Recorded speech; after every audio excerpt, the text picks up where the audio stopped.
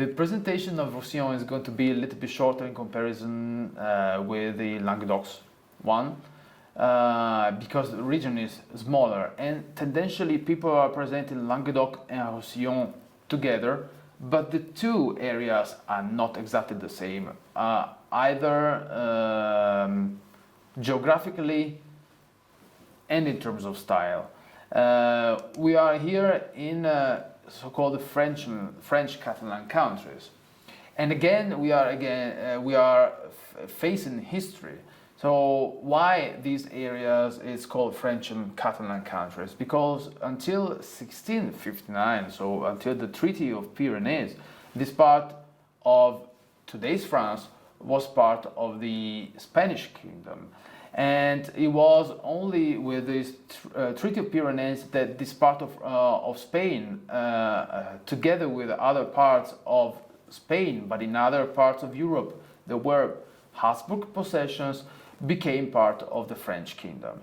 As I said before for the presentation of Alsace, yes, frontiers can move, but we cannot erase a culture in a snap.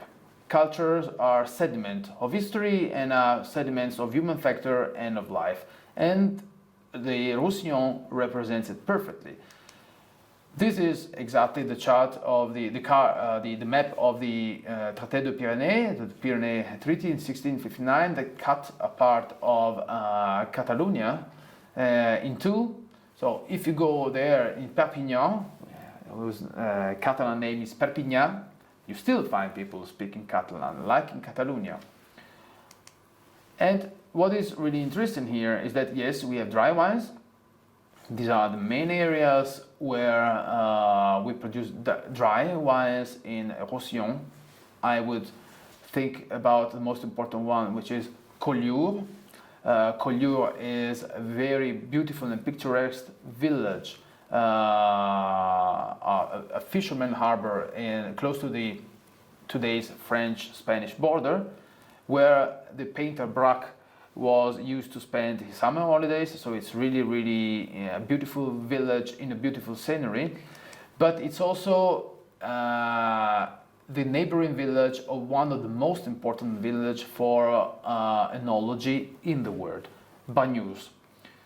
Today, with the tendency of drinking less fortified wines than before, also Banyuls is a bit forgotten.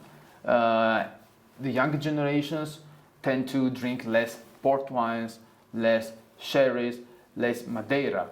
But Banyuls, especially the Grand Cru Banyuls and the Rancio, they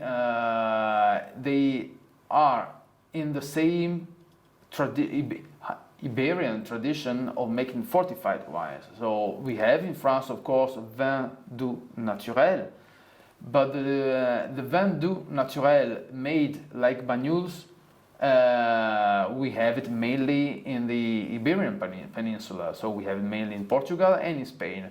And this case, it's very similar because we have a mutage sur grain, which is very simply, we have a fermentation of grapes. The grapes are bubbling, and at a certain point, we stop the fermentation by adding a spirit made with the same grape varieties. So we protect the aroma profile of the wine, but in the same time we fortify the wines by adding a spirit. So it's the same process that happens basically in Porto, in Portugal.